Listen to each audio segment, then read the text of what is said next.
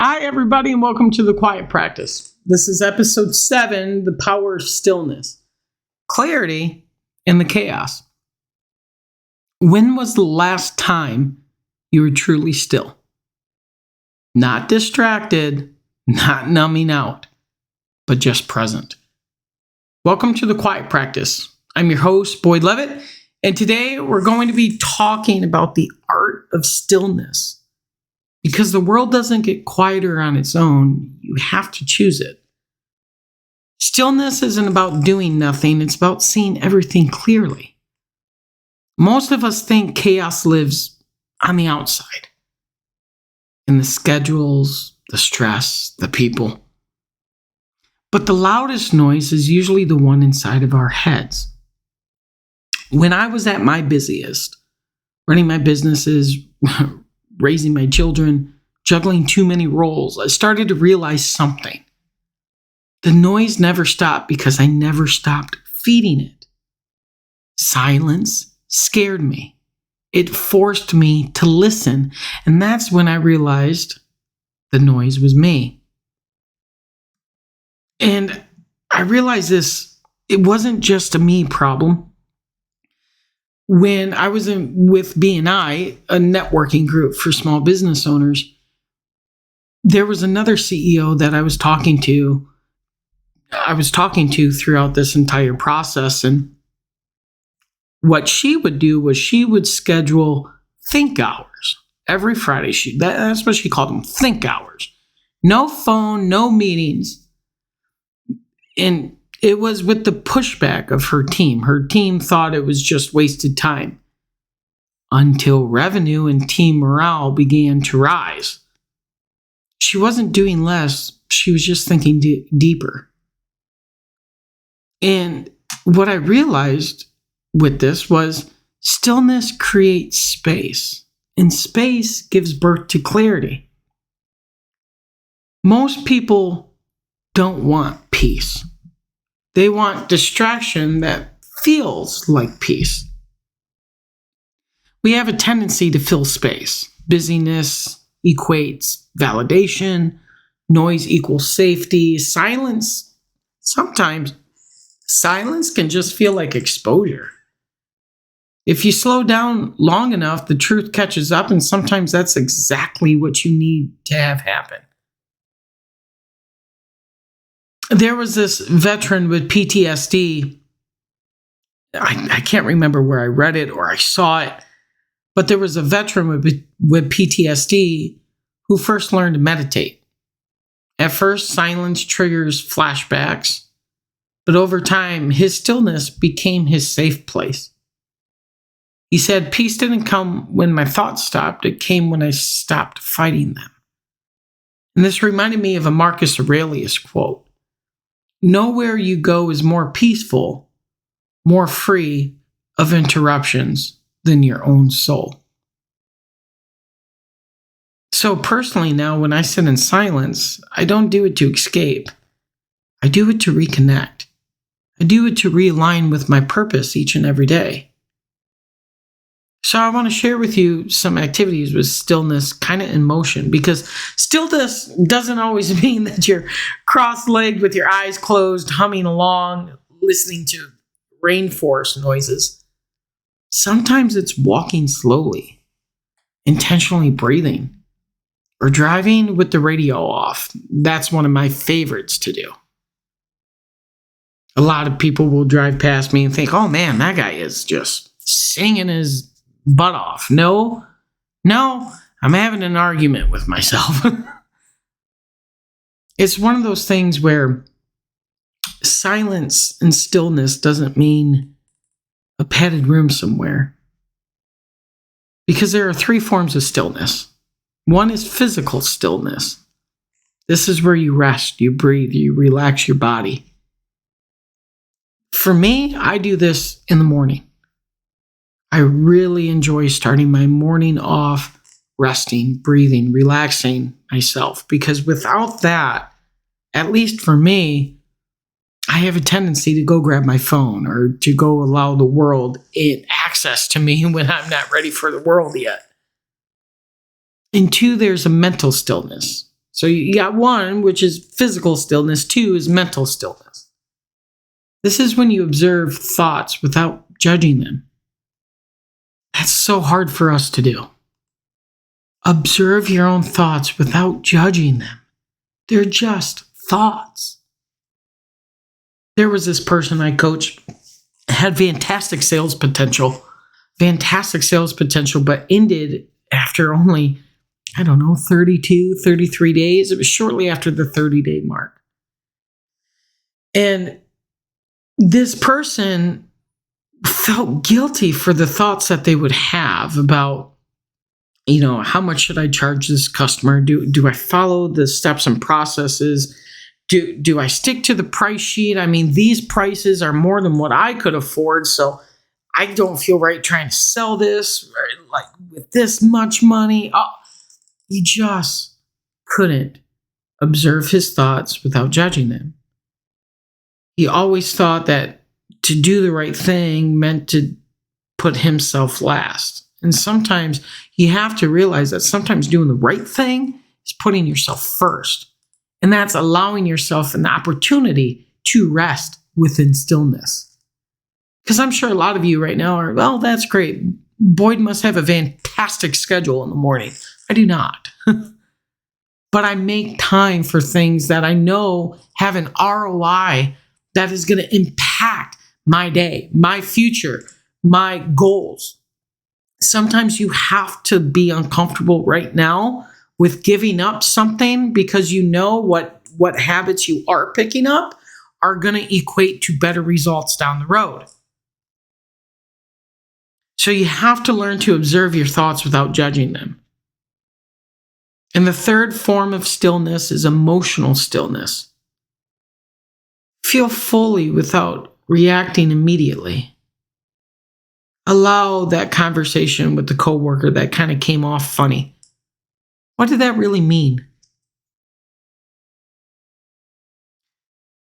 Is my boss going to give me that promotion? The last time we talked, it was this, it was that. It's okay to feel without reacting. And a lot of us forget that. You see it all over the place. You see people getting cut off in the middle of the street. All of a sudden, they're slamming their fist against someone else's window. It's okay to have emotional stillness. Allow yourself to feel the emotion, understand the emotion, then react to the emotion. A lot of times, we react, then we feel, then we understand. That's what leads to a lot of apologies. I saw this during a Minnesota Vikings game. The Vikings were playing somebody, and their quarterback, J.J. McCarthy, he was meditating on the field by himself, sitting on the bench, headphones on, eyes closed, and he was just meditating. He was deep breathing. I'm sure he was doing I'm sure he was visualizing the game. I'm sure he's visualizing the game as it would play out in his mind. And I think they did an interview with him afterwards, and he called it active stillness. And that is what the announcers were saying helps people focus under pressure. And I didn't realize, being an athlete myself, I never realized that is what it was called, active stillness.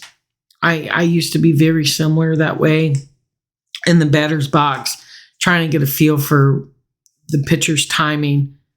A lot of times I would visualize a hit in the gap, moving the guy from first base to third base, And so it's one of those things where now when I'm leading coaching sessions or sales teams, I try my best to build stillness into it, quiet pauses before we make team decisions or silence after a question.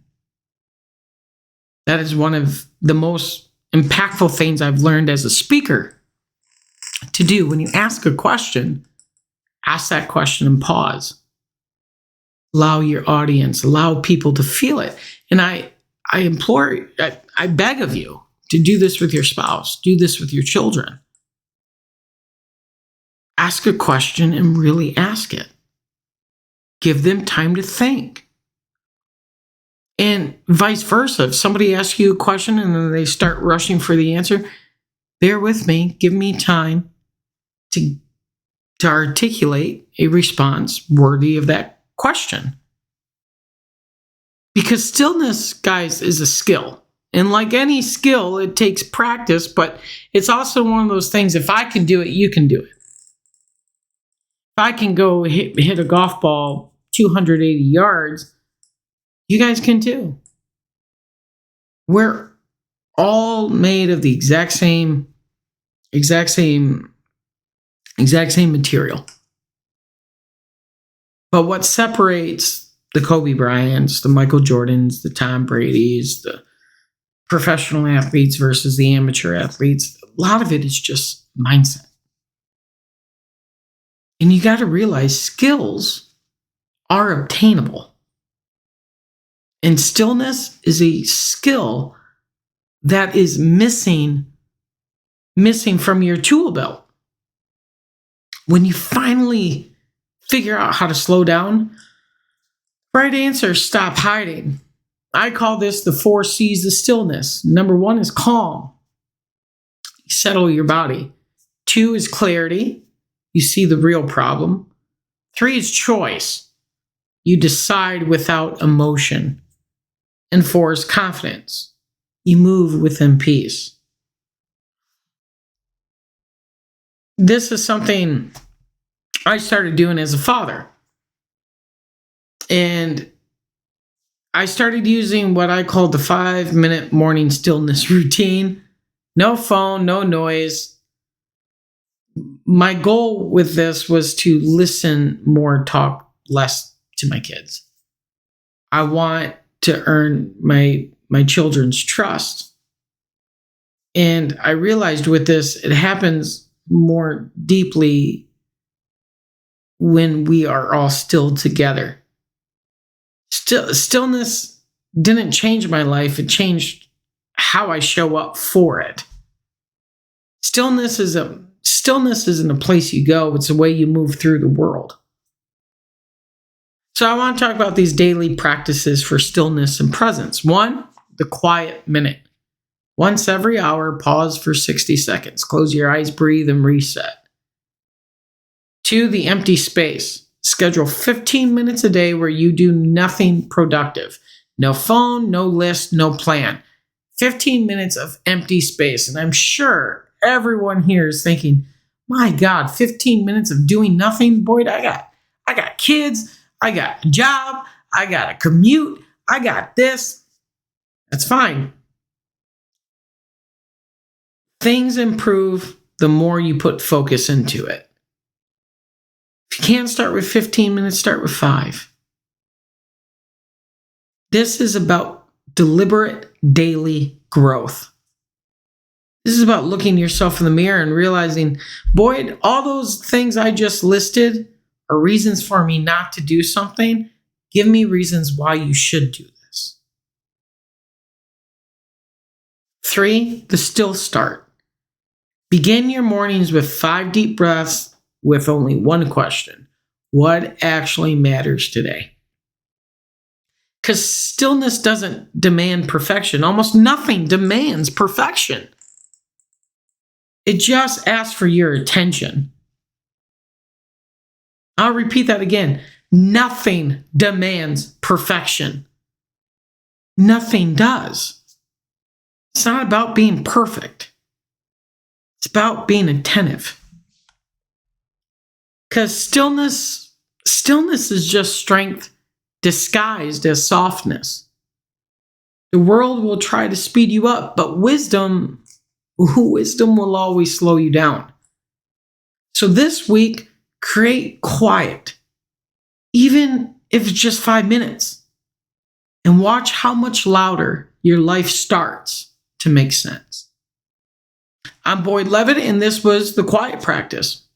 Next week, we're diving into failure as feedback, how to stop taking loss personally and start using it as your greatest teacher. Until next week.